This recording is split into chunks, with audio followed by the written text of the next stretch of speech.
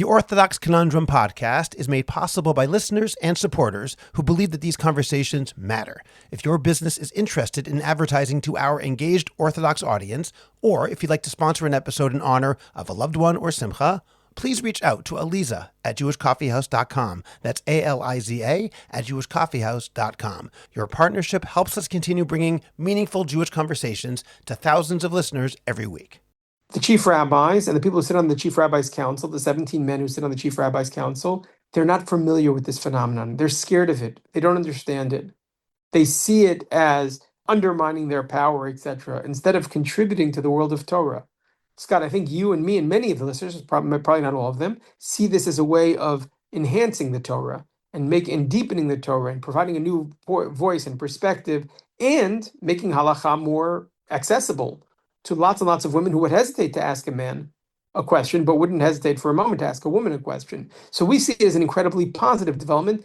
They're scared of it, primarily because they're scared of the unknown. So slippery slope is part of it, and part of it is just fear. There's a fear factor involved. And because of that, they're going to do everything they can, like not offer exams to men, which is an absurdity. I'm Scott Kahn, and this is the Orthodox Conundrum.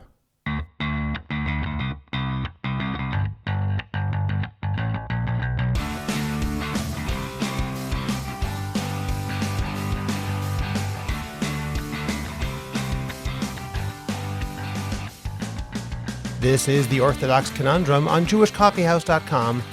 I'm Scott Kahn. 3 women recently took Israel's rabbanut exams after an 8-year legal battle. What could have been a routine academic exercise instead became a national controversy, complete with delayed tests, last-minute changes, emergency court filings, and the subsequent cancellation of the next rabbanut exams for both men and women. But this episode is about far more than these 3 women. Rabbi Seth Farber joins me to discuss what this story reveals about the current state of Israel's chief rabbinate. Why would an institution fight so hard against women taking exams that do not lead to ordination? Why were the future exams suddenly canceled?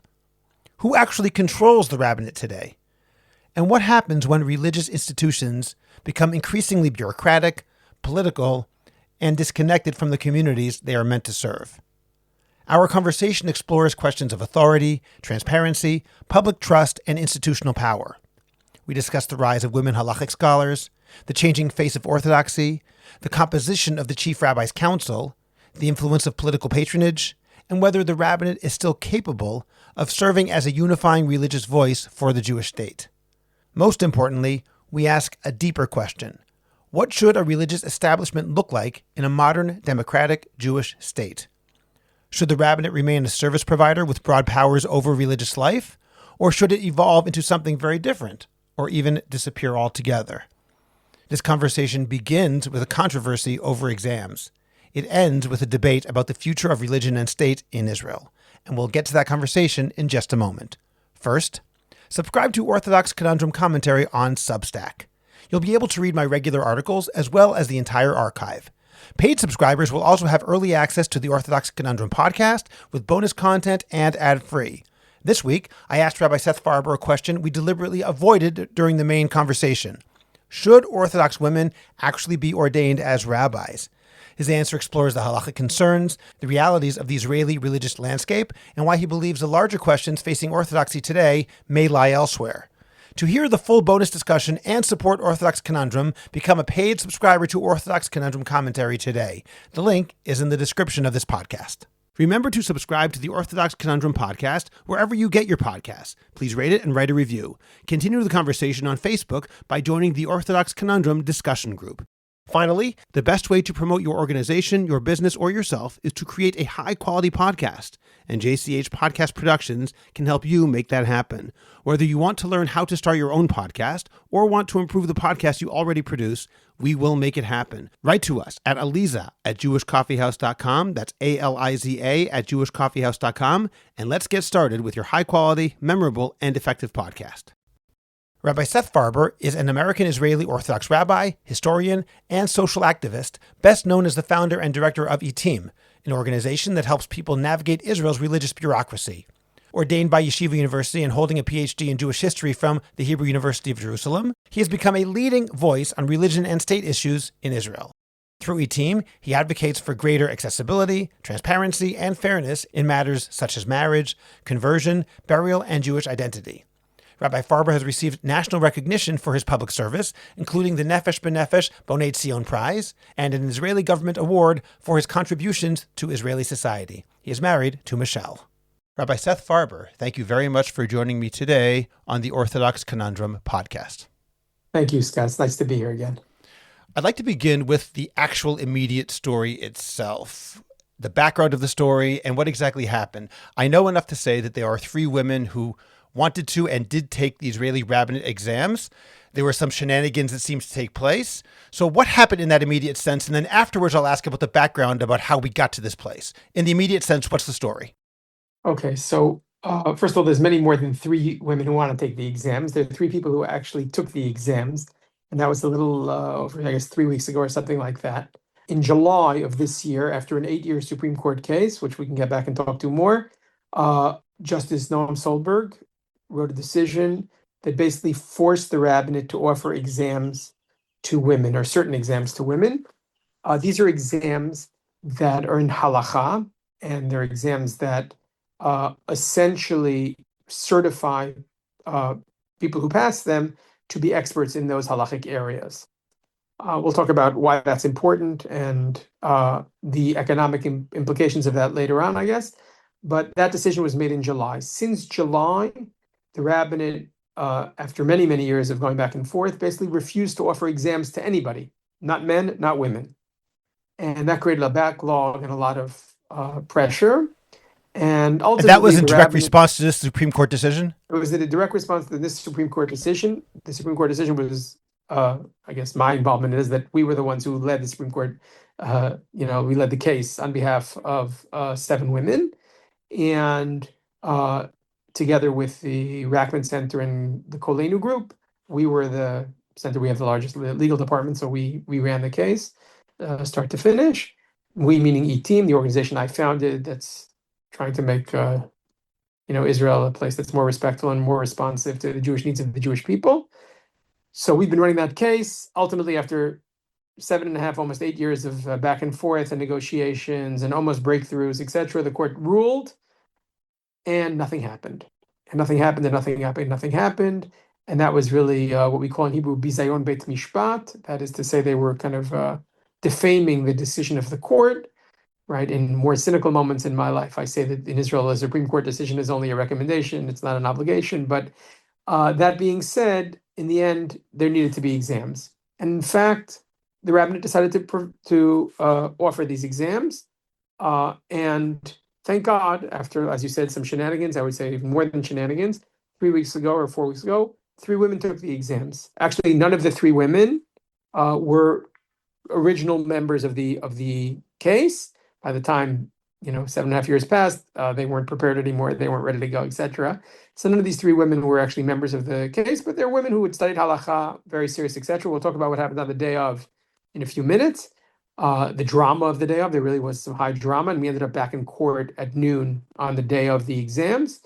But then the women finished the exams. They haven't been graded yet. We were in the Knesset last week to discuss how they're going to be graded and how we're going to make sure that their women are given an equal shot at the grading, just like men. And then we anticipated, after those exams, kind of the glass ceiling had been broken and the world hadn't collapsed and there wasn't an earthquake. And we anticipated that then things would start, going more smoothly. And then lo and behold, they announced the date for the summer exams, and they didn't include the exams that women are eligible to take. Meaning the only exams that they included were the exams to be a shochet, a ritual slaughterer, and the exams to 1 or 2 other exams that aren't relevant to the women, and we had never sued about them for whatever reason. It's not really important, the details. So we wrote a letter saying, hey, where are the women's exams? And they said, yeah, we decided not to give the exams this time. So then we wrote another letter, and we threatened to go to court again to say, hey, there was a decision made that women have to be offered these exams. It's unprecedented that the exams are not offered again in the summer.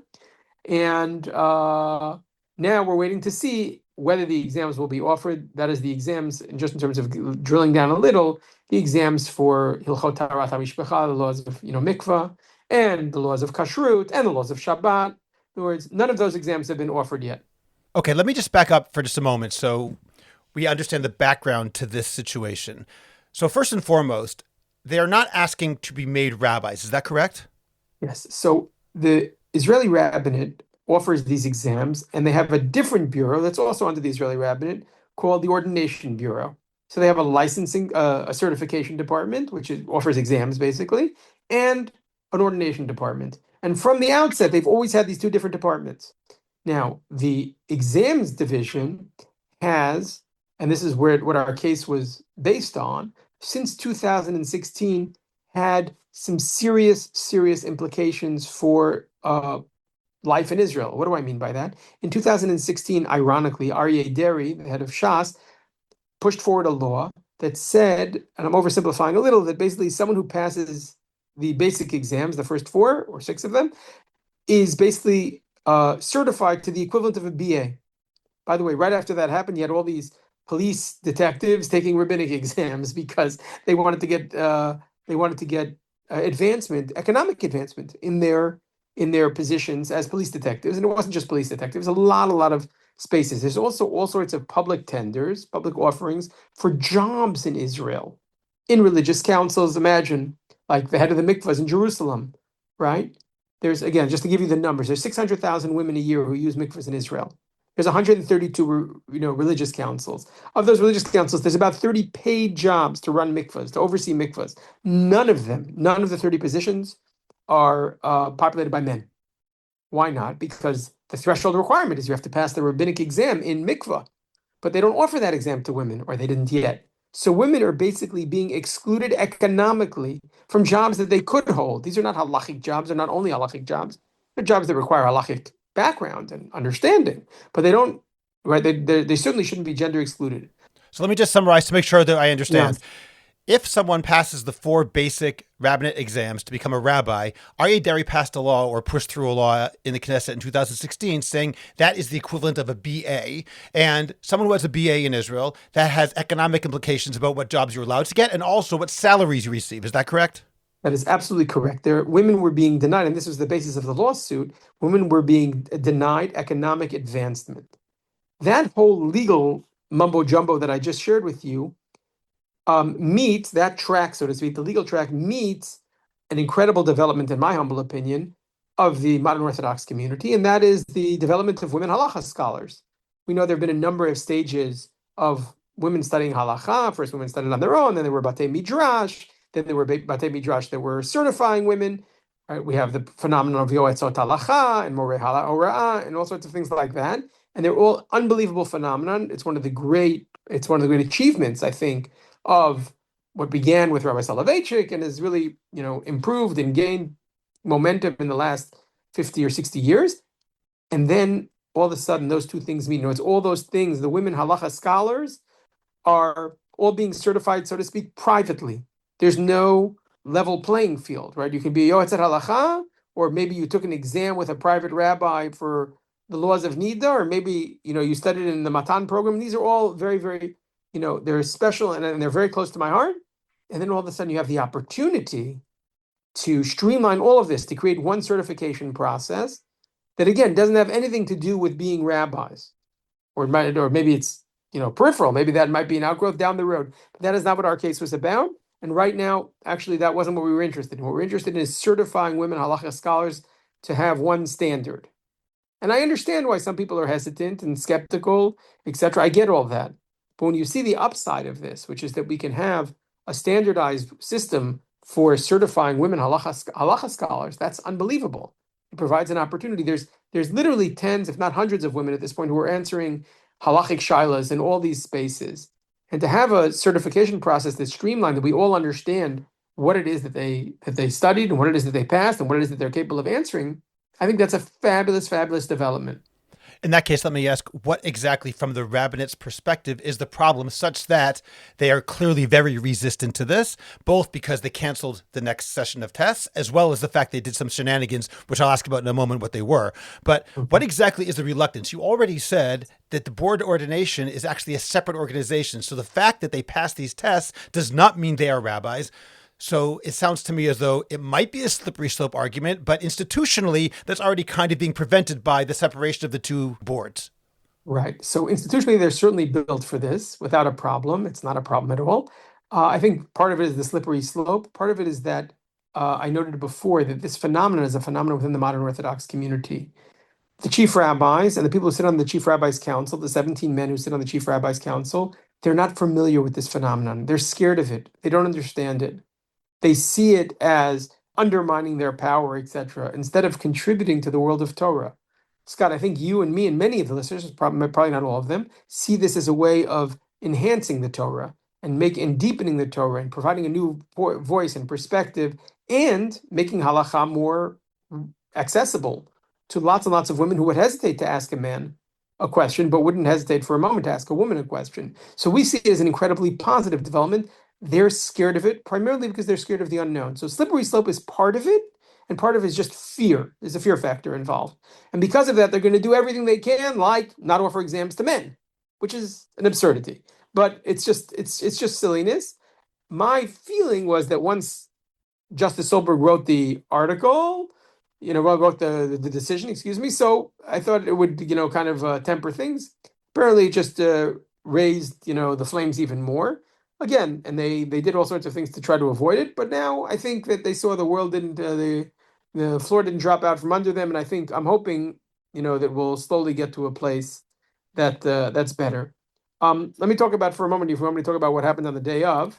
I do, because I want to mention, just as an introduction to this, one of the things that struck so many people was not just the fact that there were these shenanigans, as we called them, but the apparent pettiness of what came across.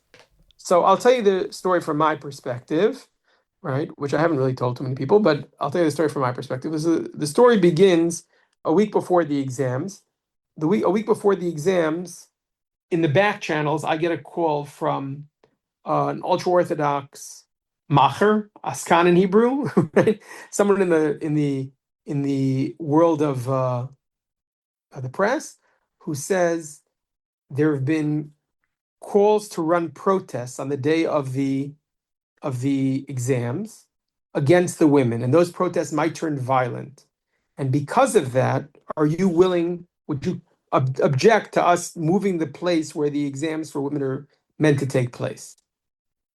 The day after that happens, while we were still considering our options, there was a recording that was leaked from what we call the Chardali community here. Let's call that the right-wing ultra-Orthodox Zionist community.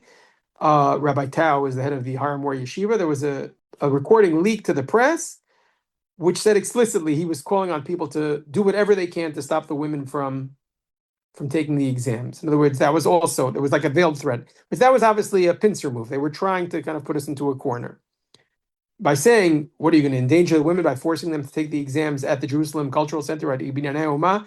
That's what you're going to do. So we thought, like, what could they possibly do? So we had some consultations with our lawyers, etc. And we came back to them and we said, okay, what would you suggest? And then they suggested that we do the exams at the Ministry of Religious Affairs, which is a couple of miles away from the Binyanei Oma. And we didn't think that was such a big deal. So we said, okay, we agreed to that. In retrospect, I'm willing to tell you, Scott, and the listeners, that I was probably a little naive of me, right? And not just me, whatever, but mostly me. Okay, so the morning of the exams come, and they tell us, the women all got WhatsApps, and they all knew to be at the Ministry of Religious Affairs at 9:30 for exam entry at 10:30. Right? For those who are familiar with Jerusalem, so that's on Kanfei Nesharim Street, which is you can see Binyanei Oma from there. And a number of their teachers came, etc. And I brought 3 lawyers from E-Team with me to make sure that everything was going to go smoothly. And after some discussion, etc., they went into the exams.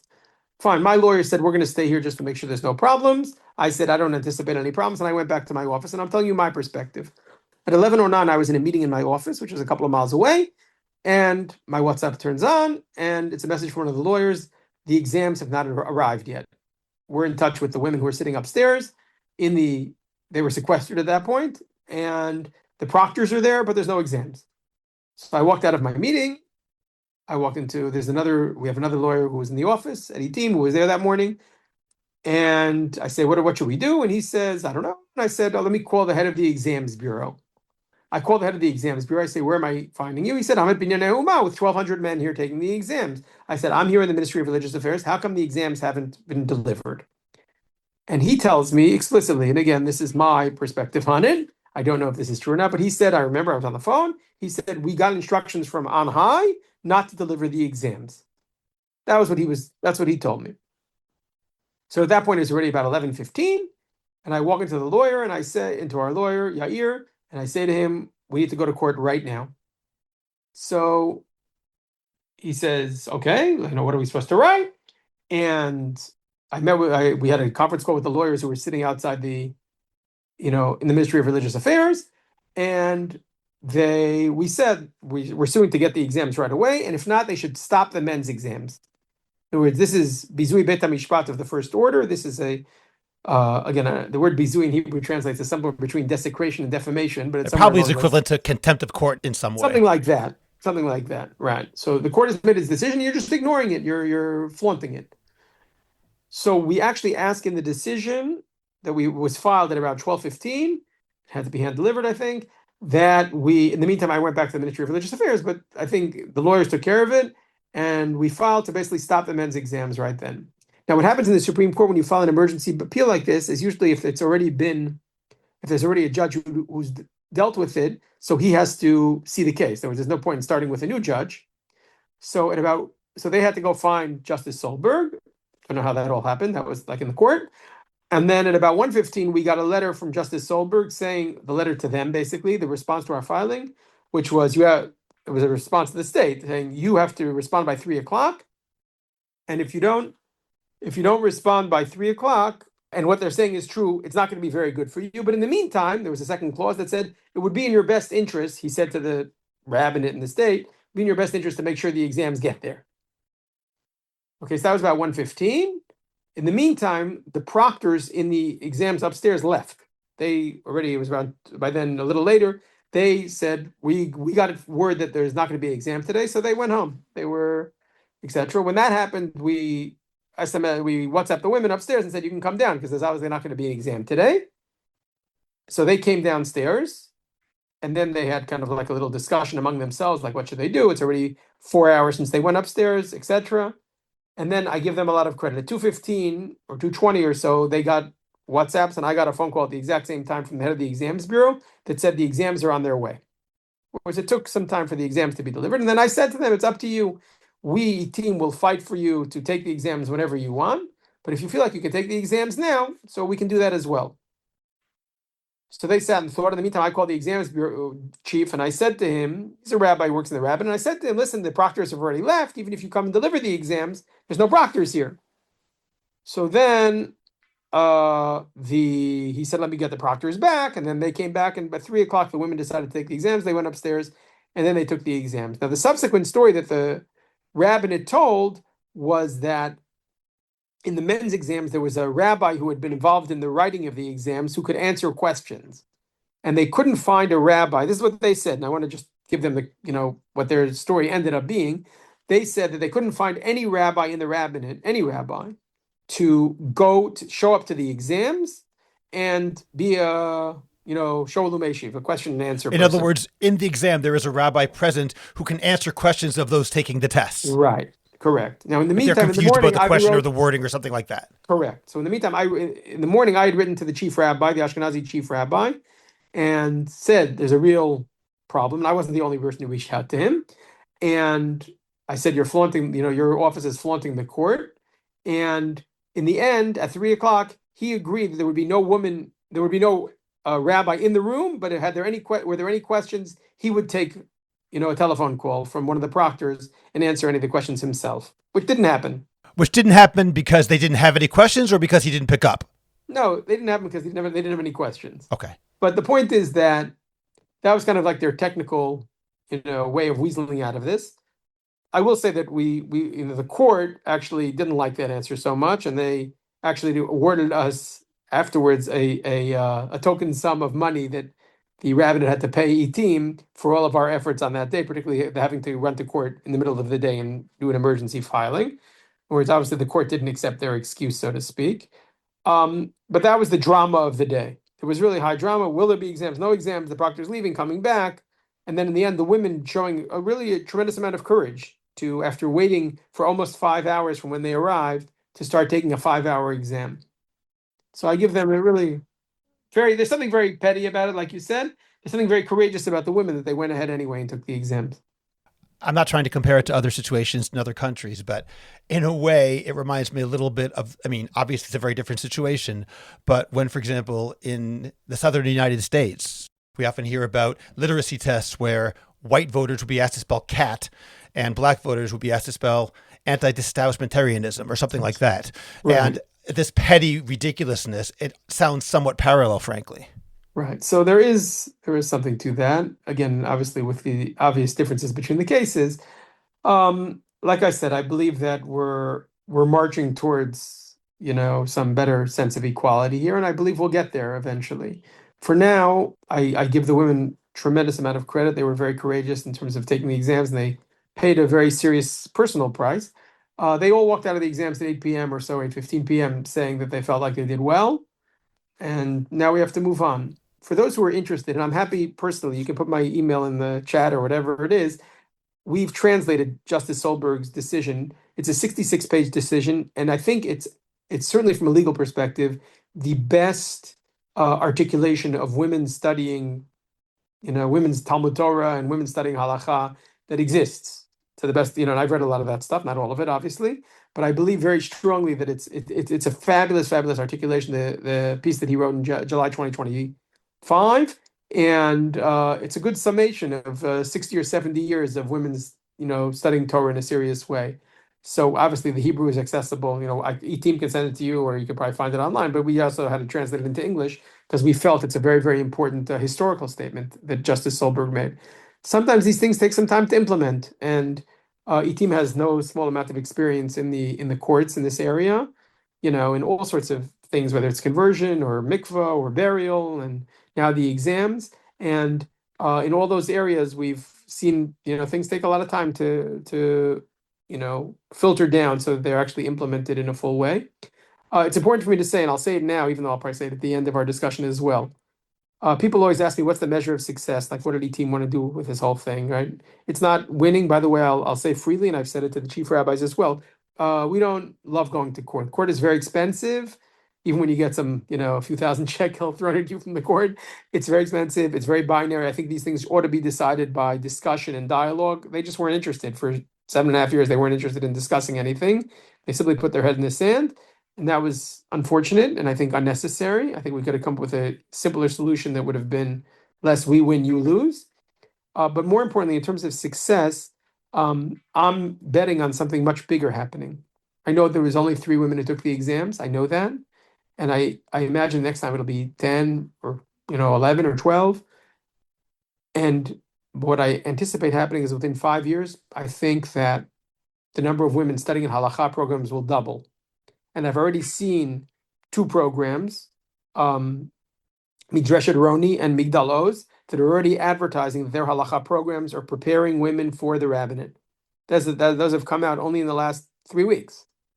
Where it's all of a sudden there's kind of like crossing the Rubicon. There's a shift, and when that shift happens, that's I think going to bring a lot more women scholars, and it's going to make a lot more. It's going to be better for the Torah. Well, then let me ask you about that, because if they say that they are preparing women for the rabbinate. No, they say they were for the rabbinate exams. For the rabbinate exams, okay. Yes. I'm sorry if I didn't say that properly. I'll say it again. They're advertising, we have halachic programs that will prepare you for the exams. Now, some people will say this really is a slippery slope, because once you're taking rabbinate exams, one could argue that the next Supreme Court case will be, how can it be that 2 people taking the exact same exam don't get the same degree? In other words, it's one thing to say that this is a BA or BA equivalent. Fine. But in the end, when one gets to be called rabbi and the other one gets to be called Ms., There's another problem, simply legally speaking. I can't imagine that the Israeli Supreme Court will allow that to stand for too long. Now, that may not be a problem. I'm not arguing that that's a bad thing. But from the rabbinate's perspective, it sounds like the slippery slope might be a real one. So we had a strong legal case when there were economic differences. I actually feel right now there's not a very strong legal case for anything other than economic differences. The issue of ordination, we could discuss what it takes to be ordained, but that basically is in the rabbinate's field. They can decide what it's to be like to be ordained. Like you have to take an ethical test to be ordained, right? You have to. There's all sorts of things that could be. It's not 100% clear that that is what the issue is. So because of that, we it's much more important. I know it's. I just don't think there's a strong legal case for it right now. Could it happen down the road? Maybe. Might it not? Might it not? I don't know. I just don't know. I will say this, and I think it's important to articulate this. I think the Israeli landscape is ready for women to be certified. I'm not sure the Israeli landscape is yet ready for women to be ordained. That the jury's still out for. Just in terms of the culture of where Israeli society is and the religious Zionist community. That's an important thing. I want to just go over it again. I think the landscape is ready. The climate is ripe for women to be certified, not necessarily to be ordained as rabbis. It's interesting because in Israel, the term rabbanit is used all the time without very much controversy, at least in my experience. I think that might be a reason. I think it might be a reason because some people want to be ordained. But ordination, everybody knows, is kind of like it's a legal fiction. And since women who pass these exams can be called rabbanit, whether they receive a klaf smicha, whether they receive an ordination certificate or they don't, I'm not sure that piece of paper means all that much. You know what I'm saying? In other words, the title, the certification, the substance is much more important for many people. I don't want to speak for the women because for some women it might very well be that getting that certificate is very important. But again, the certificate is a certificate of ordination. It's not a certificate of certification. And that's a very, very, very important distinction for me. Yes, I will turn your listeners to Conan O'Brien's speech at the Harvard commencement this week, where he speaks about the value of a piece of paper and what that value is. And he speaks about that piece of paper should be the last thing on your resume, not the first thing on your resume.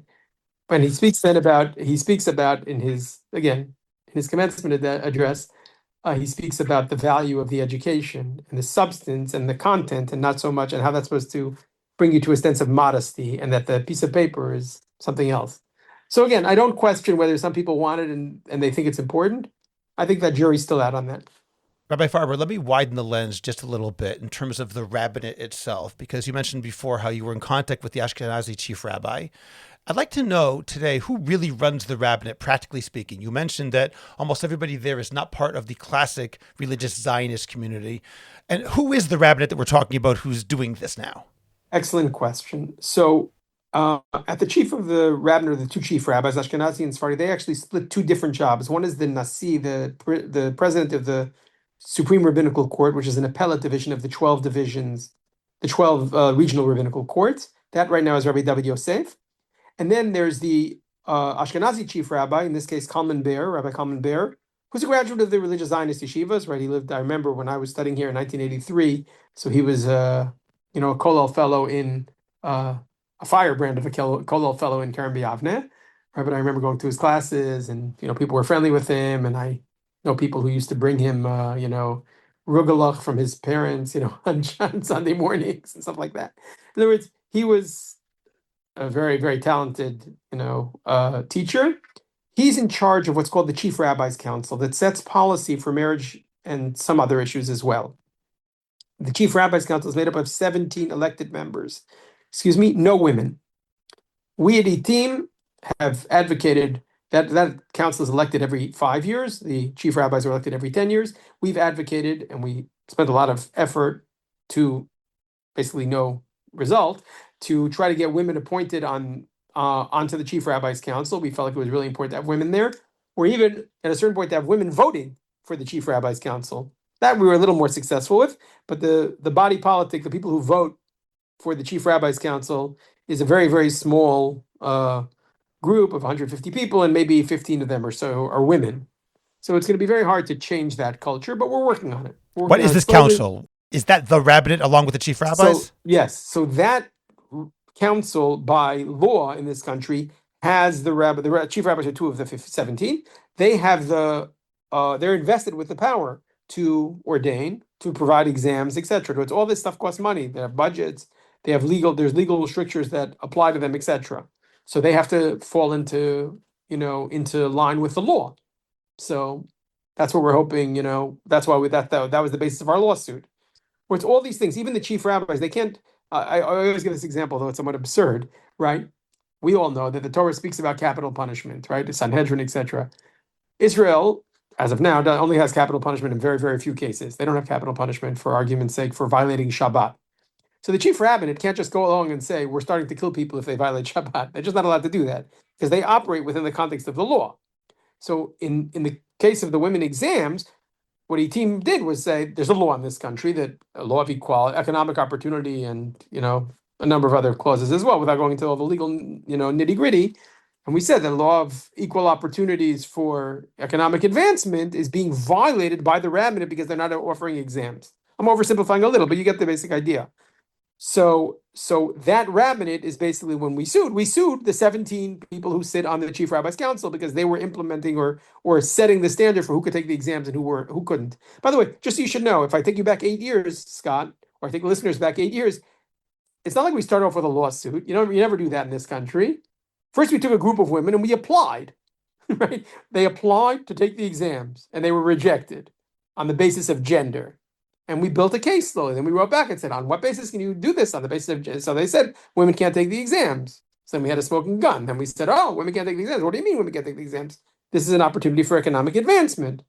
And then we wrote to them, and then they wrote to us, and then we went to court, and then, things Okay, let developed. me ask also about the chief rabbis themselves. To the degree you can say anything, there's the chief rabbis council, but are the two chief rabbis themselves allies of what you're doing, or are they obstacles? They're obstacles. They're scared, but I'll make it clear. At a certain point, they realized they had no choice. But there's still 4 members of the Chief Rabbi's Council. Their names are not important right now, but those who want to know can look up on the internet and find them in Hebrew, who issued a petition within the Chief Rabbi's Council that basically created where we're up to right now. When it was the Chief Rabbis, I think, basically crossed the Rubicon. They realized they had no choice, and they have to be in compliance with the law and with the Supreme Court decision.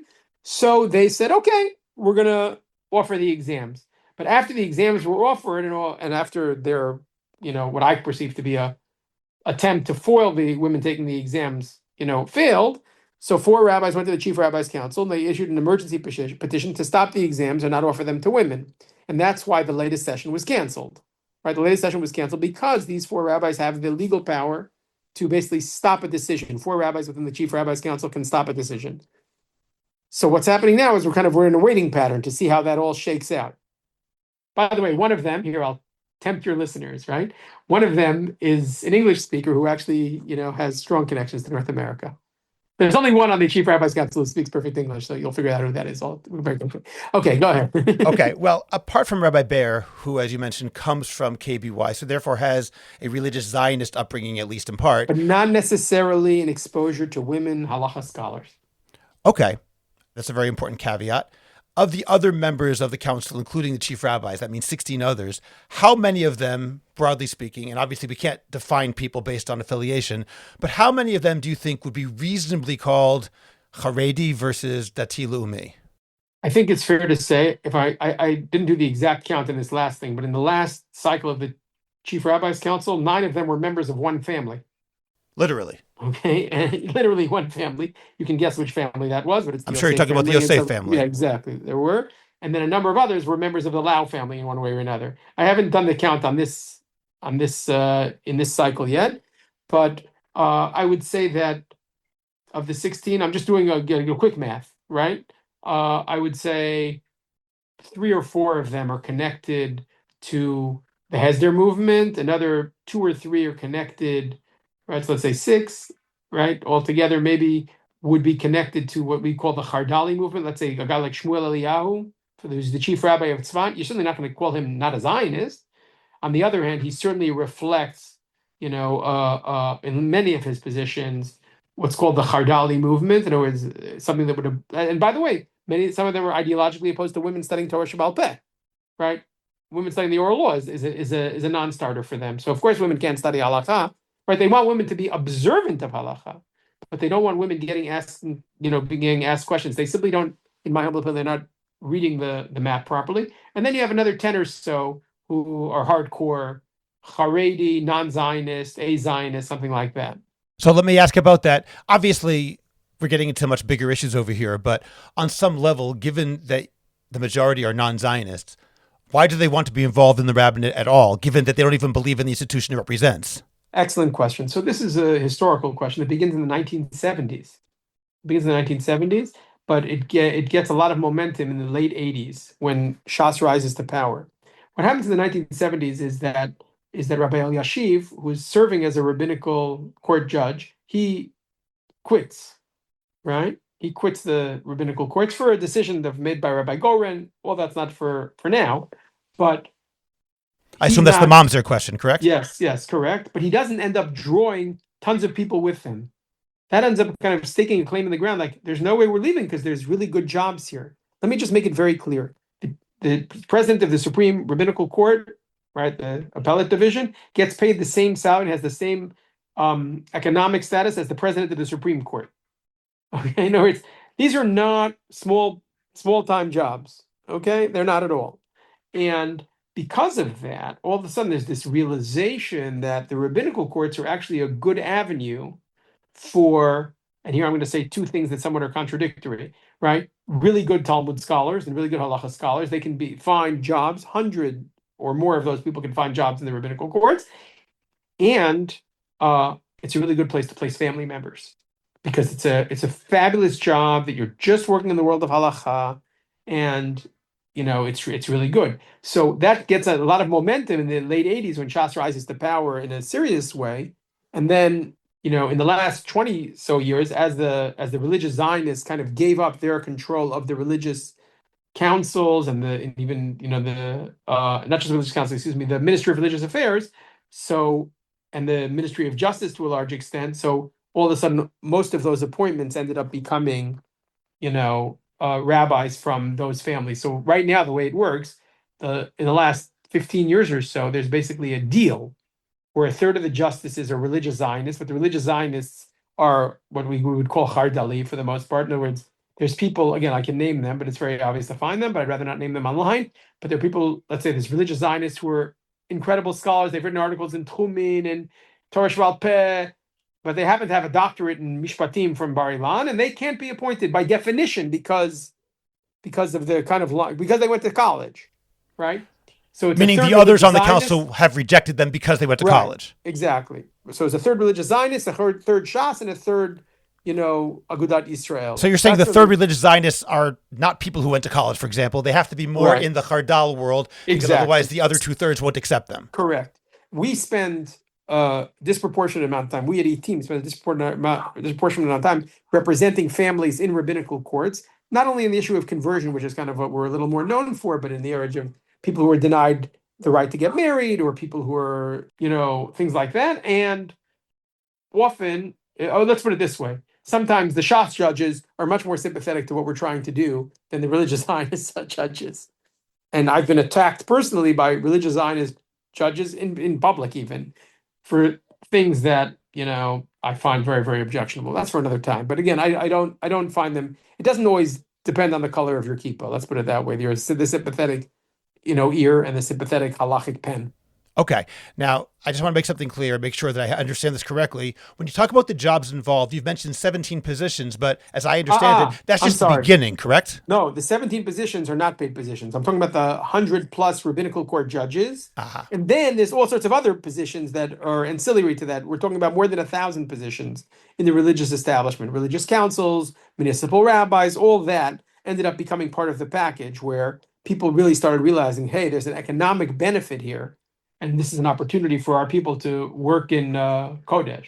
And if I'm correct, hasn't there also been some sort of what I'll call a power play where the Rabbinate has recently, I don't know if it went through, but at least attempted and perhaps succeeded in making sure that local rabbis are not chosen by the communities, but instead are chosen from above by the religious council of sorts. Right, right. So there was a law that Itim was very instrumental in stopping that was trying to be passed by the present government that would have given the majority of the power to appoint municipal rabbis just to the minister of religious affairs, who right now it's Yariv Levin, but for the entire uh, you know term of this government, it was a member of Shas.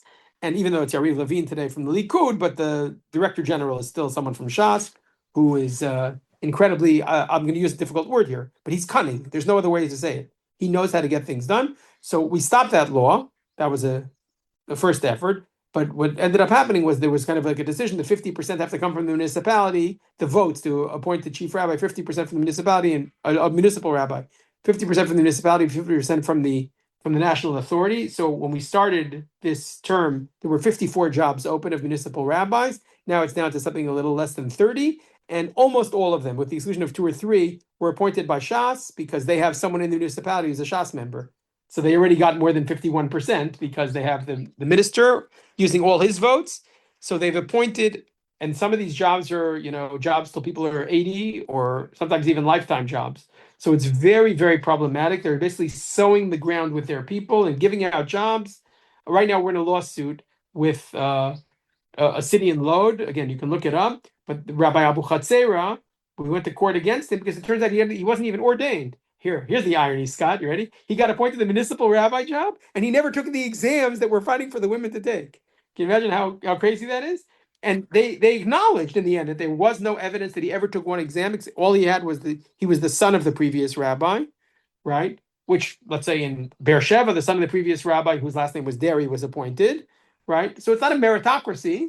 It's not a meritocracy. Their ideology is that sons should inherit their fathers. I understand that's their ideology. I'm just not sure that's the way the state of Israel should work. In fact, I'm pretty sure it's not the way it should work. So we've been fighting that. And we were in court with, I think, 3 or 4 different cities, but we've lost a lot of them. And this, again, has to do with also the religious Zionist political party not using its power to stop this kind of stuff. They didn't leverage their position to kind of stop this stuff. And that's very, very, in my humble opinion, very unfortunate. Rabbi Lamb in the past used to talk about I'm talking about 30 years ago, the failure even then of Mafdal. He said in its quest to make sure that no land is given back, whether that's a good or bad policy is not the question I'm asking, but he says in its single-minded quest, it has let things like the Ministry of Religious Affairs go to other parties, and there have been consequences. Right, and the Ministry of Education also. But correct, those are huge things that have cost this country a part of its Jewish soul. I don't think it's too late. Right? People often ask me, like, is it too late? I say it's not too late, but we have a lot of work to do. But what I don't really understand, the team is not going anywhere right now. Let's put it that way. we're not disappearing. Your job is not finished. Right, exactly. This is what I'm confused about, and I'm not a lawyer. I don't know this, but it sounds to me as though if there were a council that were somehow associated with the Supreme Court, something similar to this council of 17 rabbis, and half the people on that council were related to each other, that would be deemed completely unacceptable in a legal manner. It would be ripe for a lawsuit, a public lawsuit of some sort, to say this is not fair. This is the epitome of nepotism and cannot stand. Perhaps I'm wrong, but tell me how it is even allowed that the Laos and to a greater degree the Yosefs have been allowed to dominate a council which has tremendous legal and economic implications for themselves too. I wish I had an answer to that question. I wish. There's a famous journalist who passed away a number of years ago named Bambi Sheleg, who once wrote, she started a magazine, which I think is no longer in publication, but she said the main thrust of this magazine is to say that when we look back on this time and we say, what did we do to ourselves? We'll be able to say that there were people who were still crying out this call. So right now I see myself as a social activist calling out this call and saying there's something really rotten about the way things work here. But legally, they control the ministry.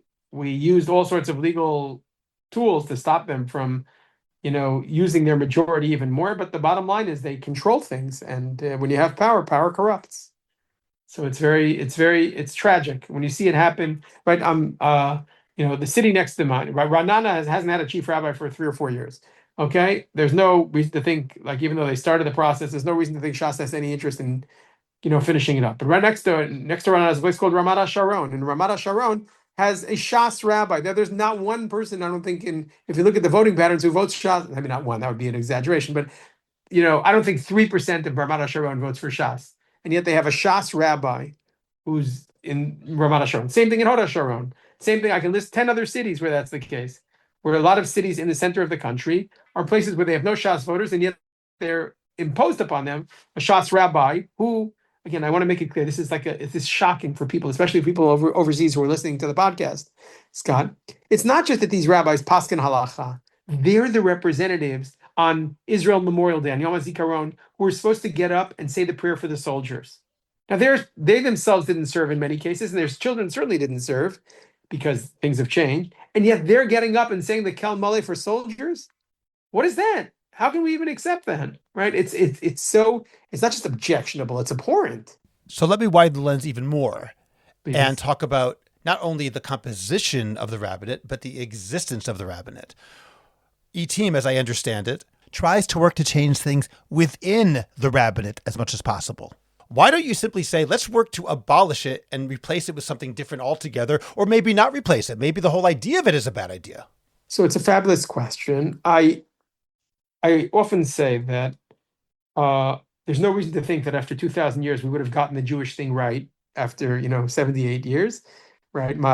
My standard line that I like to use is that Israel isn't 78 years old; it's 78 years young, right? There's no reason to think we should have gotten this right. Just getting rid of the rabbinate or the religious establishment, if you ask me right now, is it doing more good than harm or more harm than good? I would say I'm not sure. But I'm an optimist, and I think that over the long term, there should be connection between religion and state in this country. And there should be a strong Jewish character to this state.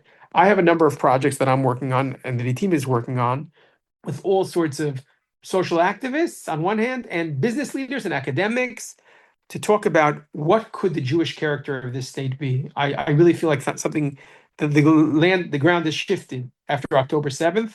And I think people are open to revisiting what's called here legally the status quo, which is whatever was in place in the 48 is what stays. I think we need to redefine what the role of the chief rabbinate is. I'll just say simply, like, it could be like the Archbishop of Canterbury or like the chief rabbinate of England. Like, that would be a moral voice and a voice of, without having so much imposition on people's lives, but still maintaining halachic standards and halachic opinions. I think there's ways to do that. I think people in this country have to have more choice, but I'm not about destruction. I'm about building. This country needs to be built. It needs to be built on so many levels right now, right? The national psyche has been really injured and hurt, and we need to rebuild this country in all sorts of ways. And the Jewish dimension of this country is something we really need to rebuild. Then let me be cynical where you're optimistic, which is that you talk about the status quo that's existed for close to 80 years. And we talk about the chief rabbinate as being something which is part of that status quo. The problem is that it's moving in the wrong direction. In other words, I would argue that the chief rabbinate today is less responsive to the average Israeli than it was 20 years ago or 30 years ago or 40 years ago, and certainly in 1948 when the chief rabbis were more Zionist. And let me explain how I see this. Rabbi Lau, the older Rabbi Lau, when he was chief rabbi about 30 years ago, I had heard that he said something like his job was to be the rabbi for everybody who does not have a rabbi. All the secular Israelis who have no one they go to. For the people who have a posek, they'll go to that posek, but his job is to address the rest of them. I don't want to speak about Rabbi Lau per se, but I want to talk about that concept. The way you're describing the rabbinate now, Rabbi Farber, sounds like it's almost the opposite. It is not at all responsive or even caring about the average Israeli living in Tel Aviv who doesn't have a rabbi in his own. The rabbinate's job has turned into patronage. It has turned into enforcing certain ideas that the secular Israeli will not be interested in, even if it's not halachically problematic. So if it's moving in the wrong direction, that doesn't mean to separate religion and state. It does mean to separate the rabbinate and state and replace it with something that is more effective and more responsive. So I'm for that. It's a little different formulation than you had before about just like, let's live without it completely. I believe I'll share some of the ideas that we're trying to promote. One of the ideas is to have kind of like instead of having all these ministries of religious affairs or religious councils, we want to get rid of all the local religious councils and have the local communities implement Jewish life for their local populations. And we want everybody, in terms of who's going to fund that, so we want everybody's, just like every child in this country until they're age 18, has a budget that's associated with them that they can use for education the way the municipalities and they see fit. We want Jewish life to work like that as well. So there'll be many more choices. The rabbinate will stop being, this is a critical line, stop being a service provider and be much more a regulator, but a regulator with very, very specific constraints on what they can regulate and what they can't regulate. It's already happening in some places. There's at least 4 cities that I'm familiar with that already are doing weddings on their own. They're not recognized by the rabbinate, but they just do it on their own. That's not a good way to run a country. That's a good way, like everybody. That's what I call a free for all.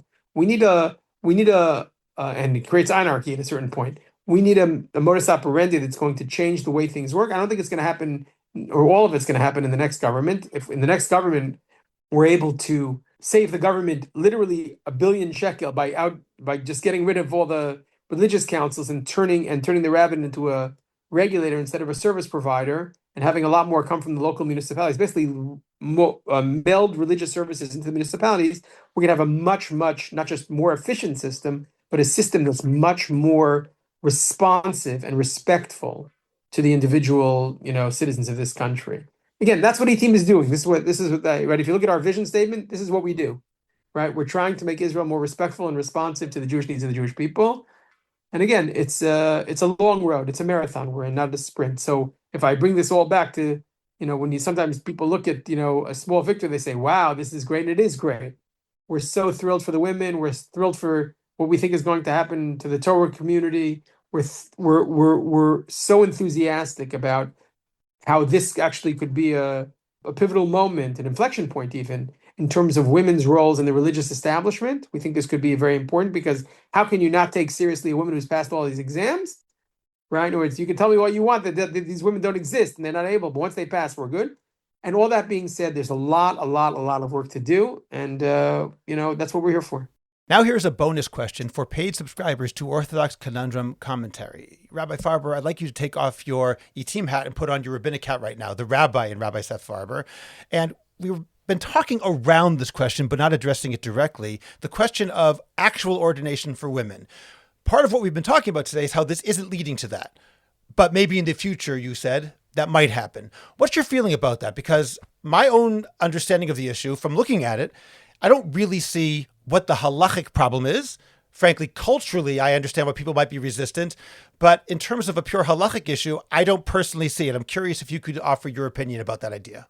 To hear Rabbi Farber's full answer, including his thoughts on women's ordination, the role of tradition and communal norms, and how he believes the Orthodox community should approach these questions going forward, become a paid subscriber to Orthodox Conundrum Commentary on Substack. You can find the link in the description of this podcast.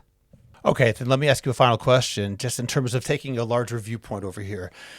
What kind of religious culture do you think Israel should have on some level? Meaning, using your Archbishop of Canterbury model or the Chief Rabbinate of England model, what would the rabbinate's role be specifically in an ideal sense, according to you and according to E-Team? So, one, I'd like them to be a moral voice and a legal voice in terms of providing a Jewish perspective on that which is going on all the time.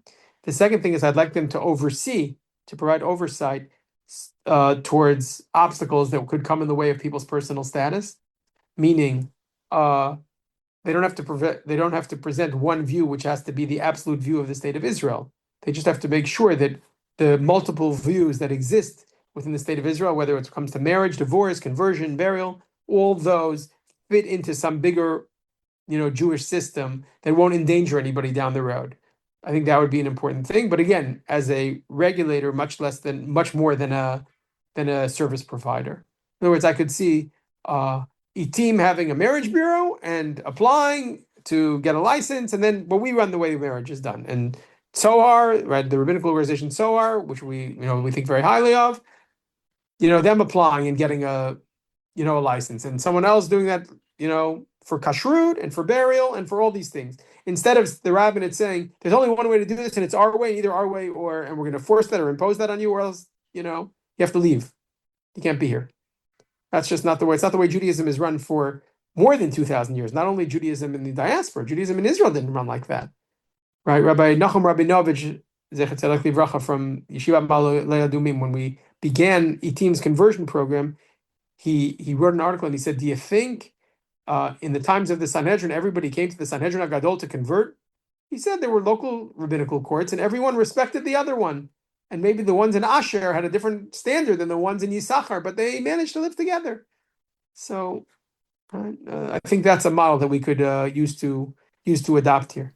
And I'll agree with that simply in the sense that for many years I've said that the mandate lahagdil Torah ulahadira, to make Torah great and glorious, implies a multiplicity of opinions within a Torah viewpoint. Having a monolithic Torah is not making Torah great, in my opinion. Obviously, the Rabbinate disagrees with me, but my feeling is that having many different opinions, allowing shivim panim la Torah, looking at the Torah, not making things up, but having an authentic viewpoint that is a Torah viewpoint, but coming from different perspectives, is a good thing, which should be celebrated. I've heard Rav Shechter talk about variety in halachic decision-making being the spice of life.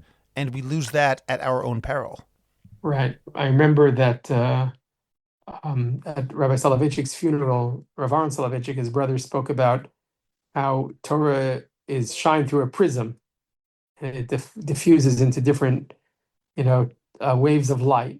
So the physics example notwithstanding, I think that notion of that we can celebrate the multiplicity of approaches instead of just quashing it, I think is a model that I think is the traditional Jewish model. I appreciate that insight. Rabbi Seth Farber, thank you for joining me today. Thank you. I'd like to offer a word of thanks to our Patreon supporters. Patreon functions as a voluntary tip jar for Jewish Coffee House and our family of podcasts. Patreon supporters at all levels, as well as paid subscribers to Orthodox Conundrum Commentary, will have access to our upcoming private Q&A sessions. Your support in either place helps sustain thoughtful Jewish conversation. Additional bonus material, including the longer episodes with bonus questions, is available to paid subscribers of Orthodox Conundrum Commentary on Substack. No matter how you choose to support this work, we are deeply grateful. Subscribe to the Orthodox Conundrum podcast wherever you get your podcasts, and please rate it and write a review. I'd appreciate it if you go to Apple Podcasts and rate and review the Orthodox Conundrum. It takes literally 2 minutes. It's just giving a certain number of stars and writing 1 or 2 sentences. Please like the Orthodox Conundrum podcast on Facebook and join our growing Facebook group, the Orthodox Conundrum Discussion Group, where you can feel free to discuss issues in Orthodoxy in an honest and friendly environment. Subscribe to my Substack, Orthodox Conundrum Commentary. Check out the link in the description of this podcast to get your free subscription today. Finally, do you have a message that needs to get out? Do you want to promote your business, your organization, or your cause? The best way is by producing a podcast, and Jewish Coffee House can make it happen. I have experience producing hundreds of podcasts, both for myself and for satisfied clients. Whether you want to learn everything you need in one day, or relax and record and let me do the heavy lifting, Jewish Coffee House Productions will work with you to make it happen and make it even better than you imagined. Let me help you today. Write to us at aliza@jewishcoffeehouse.com. That's ALIZA @jewishcoffeehouse.com. And let's get started with your high-quality, memorable, and effective podcast. I'm Scott Kahn. This has been the Orthodox Conundrum on jewishcoffeehouse.com.